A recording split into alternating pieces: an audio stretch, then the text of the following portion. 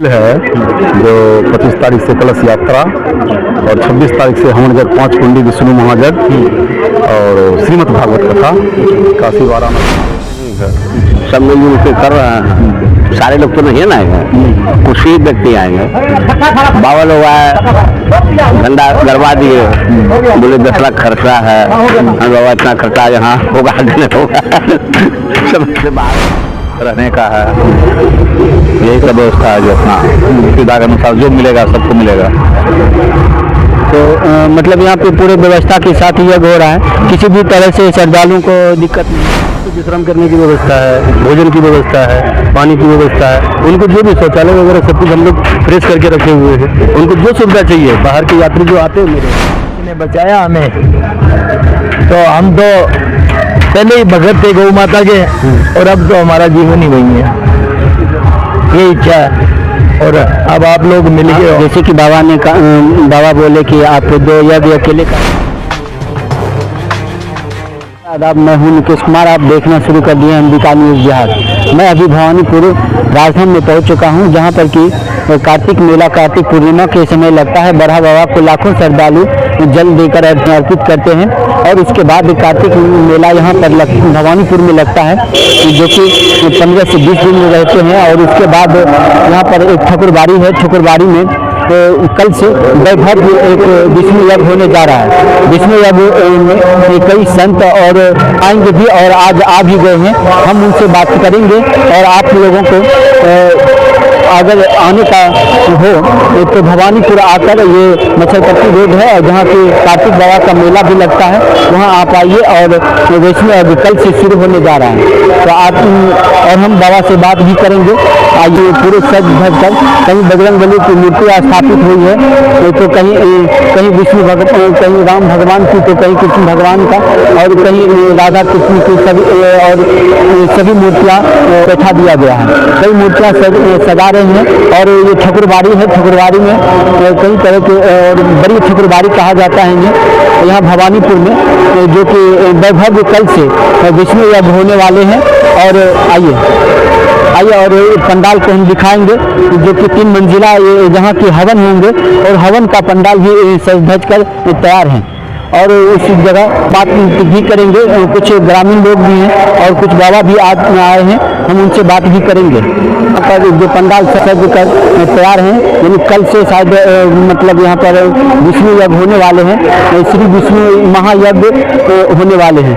तो यहाँ पर जितने भी संत पहुँचे हैं, हम उनसे भी बात करेंगे, और अपने श्रद्धालुओं को आने के लिए क्या मतलब संदेश देना चाहते हैं, विष्णु यज्ञ आखिर क्या होते हैं, उनके बारे में हम जानने का प्रयास करेंगे। और पूरे भवानीपुर में जो कल से ये विष्णु यज्ञ का एक सैलाब उभरने वाले हैं, ये देखने वाले होंगे यहाँ पर भक्ति में, और भक्ति में सारा भक्त श्रद्धालु के डूब जाएंगे। तो आइए हम बाबा से कुछ बात करते हैं। ये कल से विष्णु यज्ञ है बाबा, और क्या कुछ कहना चाहते हैं, मतलब जैसे श्रद्धालु आने वाले हैं, ये किस तरह के यज्ञ होने वाले हैं भवानीपुर में? ये भक्तों से अपील है, जो 25 तारीख से कलश यात्रा और 26 तारीख से हवन जग 5 कुंडी विष्णु महाजग और श्रीमद् भागवत कथा काशी वाराणसी से आचार्य जो ला रहे हैं, जो अग्नि मंथन द्वारा अग्नि प्रचंड होगी। जनता से विनती है, प्रार्थना है, तो उनको विशेष तौर पर कहा गया है जिसमें तन मन धन से सहयोग करें। यहाँ पर जो बाबा मेन बाबा मतलब होते हैं, एक जो श्रेष्ठ बाबा होते हैं, तो उनका वो कब आएंगे? श्रेष्ठ तो इस यज्ञ में तो जो भी करता धरता हम हैं, आयोजक के तौर पे ये शुरुआत हमारे द्वारा ही है, और भगवता आचार्य जो भागवत करेंगे वो परसों आएंगे। अच्छा। और काशी से आचार्य जी लोग रात्रि में आ जाएंगे। और क्या कुछ कहना चाहेंगे कि विष्णु यज्ञ में मतलब भक्तों को सुनने से क्या कुछ प्राप्त होंगे? और देखिए, यज्ञ तो सृष्टि का जड़ तो यही है यज्ञ। हम सनातन धर्म का, हम लोग संत मंडली हैं, सनातन धर्म का मेरा काम है प्रचार करना। यज्ञ से वायुमंडल पवित्र होता है, यज्ञ से दुश्मन भी मित्र बन जाते हैं, और धन का वृद्धि होता है। और जहाँ जहाँ भी गए हैं, हमारा कर्म है सनातन धर्म का प्रचार। और पंजाब से हमारे शिष्य आए हैं जो 2 जगह अकेले किए हैं, इनसे भी कुछ मेरे बारे में पूछिए। तो क्या कहना चाहेंगे आप, कहाँ से आए हैं सर? मैं पंजाब से आया हूँ, अबोर से, डिस्ट्रिक्ट फाजिल्का, और मैं DFSC फूड सप्लाई से रिटायर हूँ। मैंने अब मेरे इलाके में, मेरे गांव में 2 यज्ञ करवाई है शशि बाबा जी के थ्रू, और गौशाला में करवाई है। गौशाला की सेवा करने वाले हैं, हम कमेटी बनी हुई है, वो यज्ञ करवाया है। अभी इनके चरणों में, इनके चरणों में हम आए हैं। मैं अभी बाई ईयर आया था, पूर्णिया से उतर के मेरे को गुरुजी ने कोई गाड़ी भेजी थी, तो वो लेके मेरे को अभी आई है। हम बैठे हैं, अभी बातचीत करेंगे। और मेरे को बहुत अच्छा लगा कि जहाँ पे आया हूँ मैं, अभी तो बैठा ही हूँ, कोई पता नहीं, परिचय किसी से हुआ नहीं है। हम सभी लोगों से परिचय भी करेंगे। ये बहुत अच्छा कर रहे हैं और करना चाहिए। हमारा जो धर्म है वो इसी में है। तो मतलब यहाँ भवानीपुर आकर आप बाहर से आए हैं, किस मतलब राज्य से आए हैं सर? मैं बताया ना, मैं पंजाब से आया हूँ। पंजाब से आए हैं। तो मतलब पंजाब से यहाँ आकर बिहार में एक धर्म की जो प्रचार आप करने के लिए आए हैं बाबा के साथ में, तो बाबा से आप दीक्षा लिए होंगे। हाँ। और दीक्षा लेने के बाद आप हमेशा बाबा के पास रहते हैं? नहीं, हम बाबा के पास नहीं रहते हमेशा। हमारे पास बाबा जी टाइम से जाते हैं, जब हम कोई यज्ञ करवाते हैं, भागवत कथा करवाते हैं, तब हम बाबा जी को बुला लेते हैं। हमारे वहाँ गौशाला है, गौशाला में हम प्रोग्राम कराते हैं। और हमारा तो मन बाबा जी को मिलने का और यहाँ देखने का था। भी चलो, इतने अच्छे लोग हैं, वहाँ पे जाके देखते हैं, यज्ञ भी करा रहे हैं, भागवत कथा भी करा रहे हैं और अपना प्रचार भी कर रहे हैं। तो मेरे को अच्छा लगा, इसलिए मैं इतनी दूर से यहाँ आया हूँ, 2000 किलोमीटर से। गौशाला का भी प्रधान यहाँ से आया हूँ मैं। गौशाला का प्रधान? गौशाला का प्रधान जी आप? हाँ हाँ, गौशाला अपने देख रेख में गौशाला है, जाते हैं वहाँ, और प्रधान है ये, और बुलाए हैं। हमारे पंजाब में 1 नंबर गौशाला, जो हमारे अबोरे हमारे गौशाला है ना, वो 1 नंबर बनाई है हमने। अच्छा, हमारे पास 2200 पशु है, जो गाय जो 2200 है, 2200 है। तो हमारा तो ये है भी इच्छा। मैं आपको मेरी जीवनी तो अब ज़्यादा नहीं बता सकता कि मैं गौशाला में काम 12-13 साल से कर रहा हूँ, संभाल रहा हूँ। मैं चंडीगढ़ से आ रहा था कोई काम से, मेरा रास्ते में एक्सीडेंट हो गया। हमारे गुरु जी का आशीर्वाद से ही हम बचे थे। और मैं खुद ड्राइविंग कर रहा था, 120 की स्पीड से गाड़ी आ रही थी, आगे से मोटरसाइकिल क्रॉस किया, ये इसने बचाया हमें। तो हम तो पहले ही भगत थे गौ माता के, और अब तो हमारा जीवन ही वही है। ये इच्छा है। और अब आप लोग मिल गए हो। जैसे कि बाबा बोले कि आप 2 यज्ञ अकेले करवाए हैं, तो वो यज्ञ आप कहाँ कहाँ करवाए थे? वो एक तो मैंने करवाया था हमारे गांव है, अबोर के पास है, 10 किलोमीटर गांव है अबोर के पास। मेरा खुद का जन्म स्थान वही है, वहाँ पे गौशाला में कराया था। एक हमारे वहाँ नज़दीक बसंती माता का मंदिर है, बंदरखेड़ा में, वहाँ करवाया था।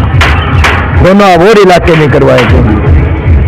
मतलब पूरी भक्ति में आप रम चुके हैं। अब हमारी उम्र जो है ना, वो इसी भक्ति में ही रहनी चाहिए, और हमारा मन भी यही करता है भी। तो जो व्यक्ति मतलब गौ का सेवा नहीं करते हैं, गौ का हत्या करते हैं, उसके बारे में आप क्या?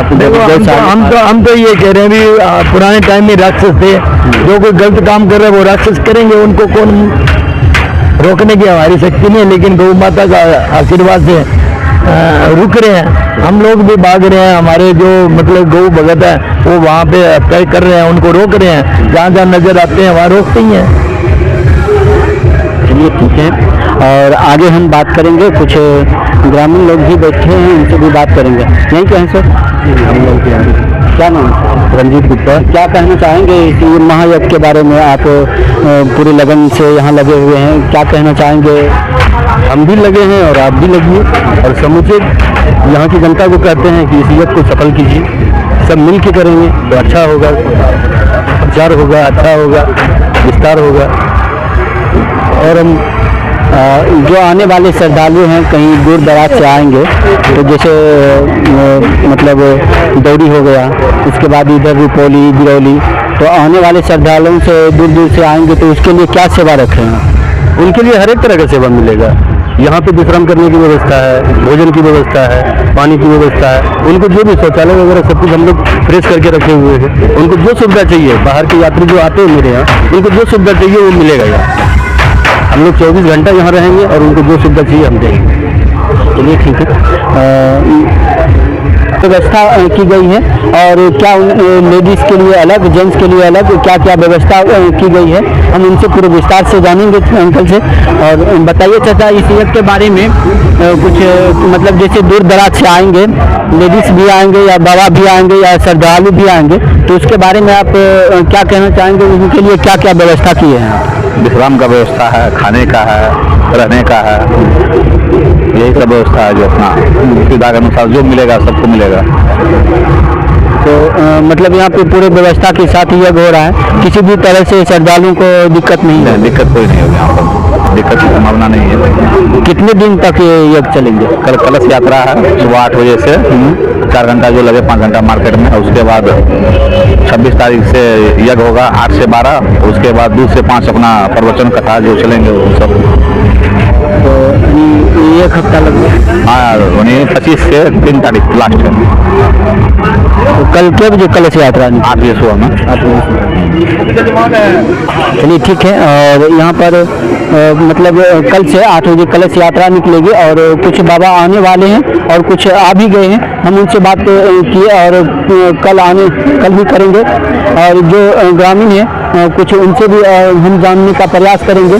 जिस तरह से यहाँ भवानीपुर में कार्तिक मेला लगा, उनके बाद पहले बाबा ये बड़ा बाबा का जल अर्पण हुआ, उसके बाद कार्तिक मेला लगे, उनके बाद सोने पर सुहागन विष्णु यज्ञ हो रहे हैं। तो हम जानेंगे किस प्रकार से यहाँ पर यज्ञ में भवानीपुर के सभी ग्रामीण किस तरह से यहाँ पर लगे हैं। श्रद्धालुओं को जो दूर दराज से पहुँचेंगे और आएंगे उनके लिए पूरी तरह से व्यवस्था की गई है। और उसके बाद क्या कुछ कहना चाहेंगे श्रद्धालुओं के लिए हम जानने का प्रयास करेंगे उनका। क्या मतलब कल से यहाँ पर यज्ञ शुरू होने वाले हैं, कलश यात्रा शुरू होने वाले हैं, क्या विधि व्यवस्था आपके भवानीपुर में इस यज्ञ में है सर? विधि व्यवस्था ग्रामीण के सहयोग से हो रहा है, इसकी कोई कमेटी नहीं है, सब मिलजुल के कर रहे हैं। सारे लोग तो नहीं ना आएंगे, कुछ ही व्यक्ति आएंगे।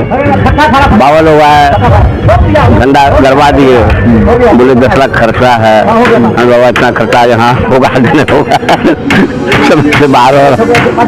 और इसी तरह स्टैंड किए, देखे कि सब सोया हुआ है तो हम फर्स्ट में आके स्टैंड कराए, सारा सामान का इंतजाम करवाए, इलाहाबाद से भागलपुर से सब इंतजाम करके समूचा से बन रहा है। यही उस वक्त कलश यात्रा निकलेगा, उसमें 200 आदमी का नाम है, 200 लड़की है कलश यात्रा में। 2-3 किलोमीटर तो हो ही जाएगा। कल 10 बजे निकलेगा, 8 बजे सबको बुलाया गया है, समझे ना। उसके बाद मतलब पूरे भवन से आने वाले हैं, दूर के लिए कथा सुनने के लिए आएंगे, उसके लिए आप अलग अलग व्यवस्था की? हाँ, दूर दराज से उसकी व्यवस्था रहने की नहीं है। पंडाल है, पंडाल में रह सकते हैं, अलग से कोई व्यवस्था नहीं है। क्या कितना लंबा चला प्लॉट इसी से समय कम मिला, समय मिलता तो व्यवस्था होती, समय मिला ही नहीं तो क्या कर सकते थे। ऐसे कार्यालय है, इसमें भी दे देंगे रहने उड़ने के लिए, तो दिक्कत की बात नहीं है। बाबा लोग का वो रूम जो है वो लोग उसमें रहेंगे। और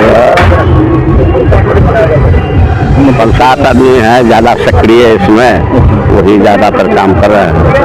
चलिए हाँ, कलश यात्रा कल कलश यात्रा निकलेंगे, जिसमें कि लाखों कन्या यहाँ पर भाग लेने वाले हैं कलश में। और कल का खबर हम आप लोगों को जरूर आप लोगों तक पहुँचाने का प्रयास करेंगे। तब तक के लिए हिंद, जय भारत।